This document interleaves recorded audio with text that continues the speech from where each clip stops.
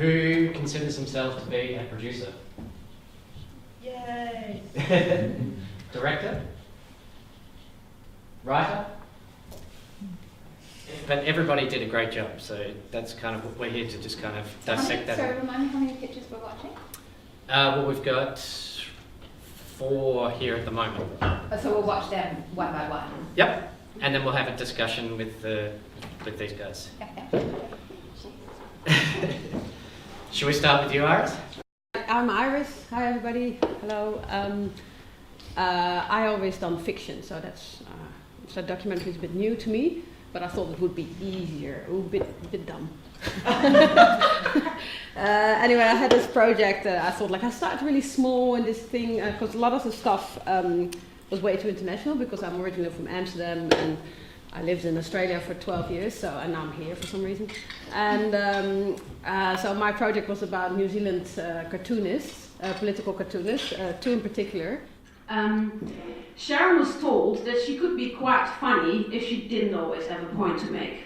But as Sharon says, you kinda hope. There's a very keen existing audience who love cartoons. Both Rod and Sharon have their own fan base. And anyone who's engaged with the problems of the world today and the problems of New Zealand in particular. And and I think in Christchurch, what emerged as kind of the symbol of the whole thing was that piece of art. Yeah. Arguably a cartoon that the girl did from Wellington with the hugging, which was, I thought fascinating, extraordinary. So I tend to agree with Leanne about, really being clear about what film it is you're making. Yeah. And I'm happy to talk to you more about Fresh Shorts, unless anybody, if people want me to kind of talk about it now, I will. It's actually, there are not a lot of documentary Fresh Shorts. I can think of one in the last 5 years. Or, you were envisioning it being a 10, 15, 20-minute film. I would definitely say go for it. That's mine. Yeah, so, I would say, that is probably one of the very few sources. Highly competitive, 40 to 60 applications or more for 6 slots. Definitely want to see it. Right. So, Karin, would that be something that Iris could incorporate into her application? If you have a broadcaster, and in New Zealand on there now, will think about funding things for the web. They're funding web series and things, so it does open that door slightly. Not sure about one-offs and short one-offs. They might be more interested in series.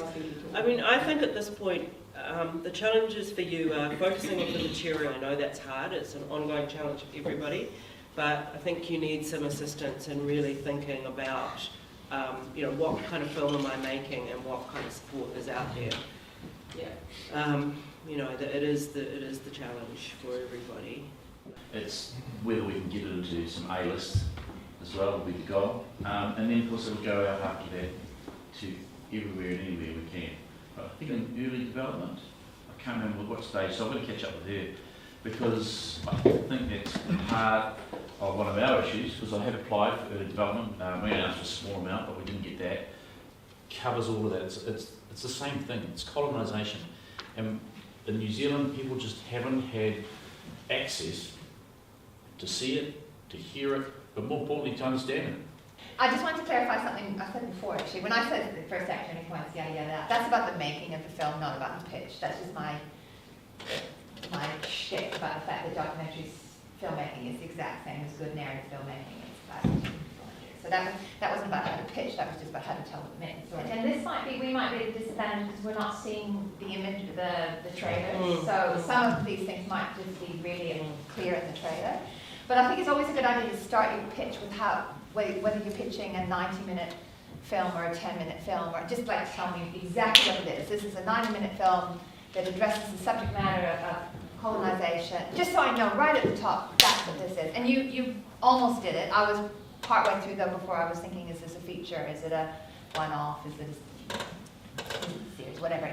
So it's just really great to just nail at the top what it is that you're pitching. I had all that originally, and then when I was doing my timings, I had to cut a heap of stuff out because we're only so much, and I got it back on. So I didn't have. I figured that the whole panel They've got it in front of them. Yeah, that's good. They've got it 90 minutes. They know exactly what it is, and so I'm going. Well, they're the panel. That's who I'm worried about. Anybody else, that's not the important part. But I did have it originally. I'm sorry that you had to explain the significance of Bastion Point to a couple of ill-informed panellists, but it does reinforce what you just said about people not knowing the story of Bastion Point. Who knows the story of Bastion Point here? I don't know. Okay, so it does say to me that it's really, really important to be telling these stories again in the context of history. You got turned down for documentary development funding, which was quite annoying to me. So you didn't engage with them about why they might have not given you the development funding. I have asked Karin, but she hasn't come back yet. Okay. For anyone outside of New Zealand to be assessing this particular kaupapa, given its importance to New Zealand, because I don't feel like I actually have to explain it. Well, if you're putting it on the international circuit, you probably... Indigenous circuit will go everywhere. How that works is, for early development funding, they send it out to 2 lots of assessors. One of them will be a New Zealander. If there is cultural material, there will be somebody who is Māori or Pacific Island or Asian or LGBT or whatever that material is.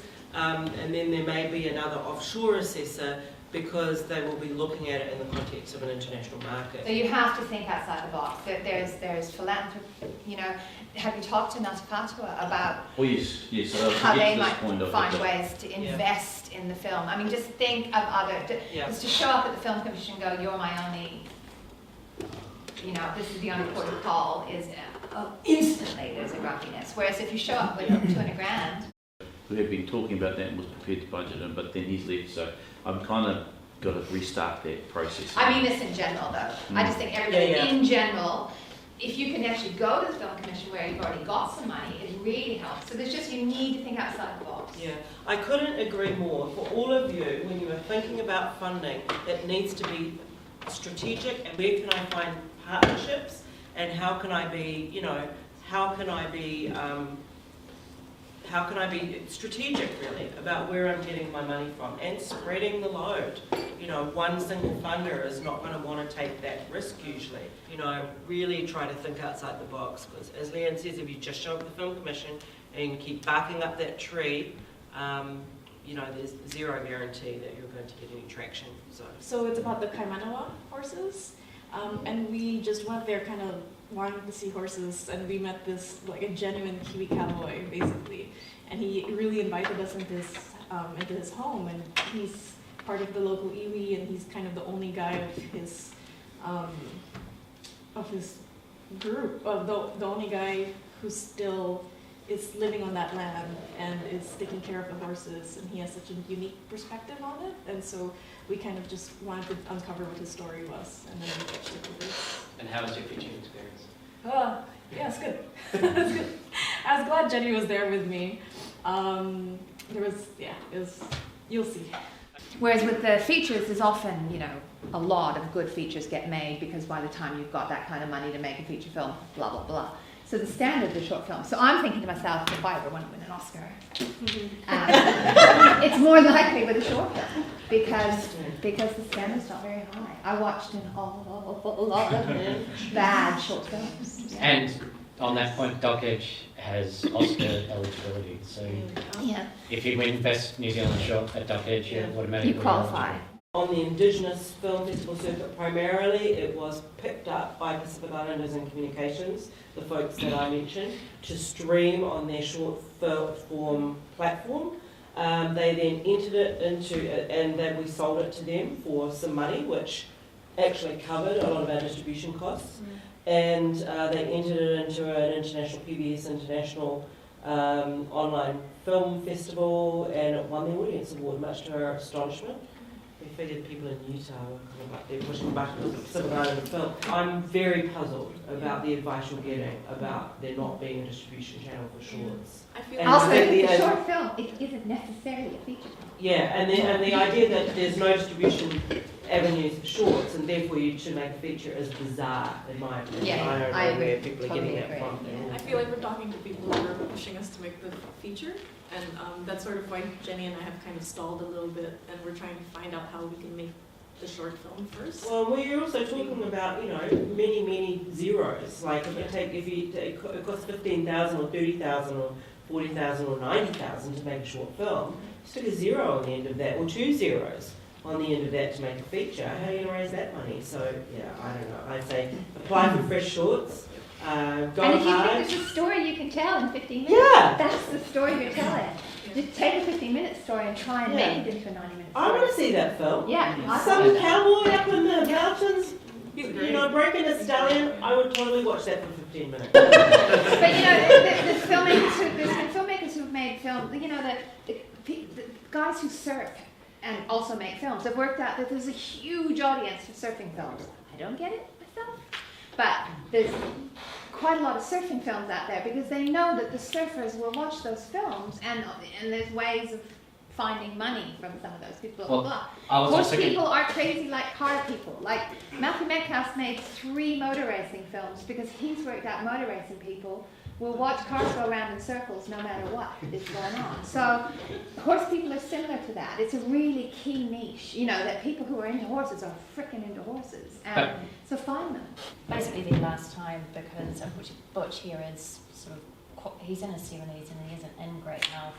But to try and get their footage from the WWE, and it's with that lasting legacy and what is life about when you start getting to that age and wrapping it all up. And they have been such ambitious men as well with that.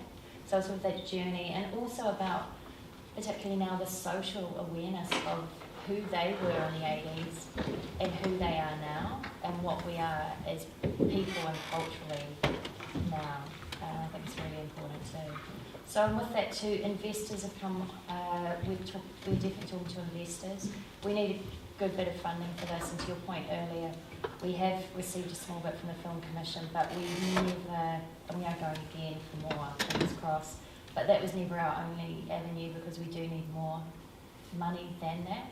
So we are really actively seeking international co-production partners as well, because of the American element.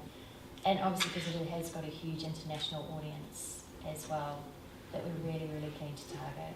It's hard because no one's giving money to do it, but you have to really, there's no point going, we just threw some stuff together, because that's not going to help you and it could hurt you. So that's just a general observation. And the other, this is a real personal thing. I'm always very cautious about using the word passion. It might actually become part of the legacy, because Butch actually, his ex-wife stole half of his archive. The WWE won't give him archive. It's sort of leaving this. There is, as we explore this theme of leaving the legacy and it not being available to them, is sort of one of the themes we're looking at. But we've also got a way. I'm nervous as an investor though. I knew you didn't have the WWE on board, signed up saying yes. We've got another way of making it through. Now I personally think the series doesn't work because of it. Yeah, I don't want to watch an animation of someone playing ice hockey.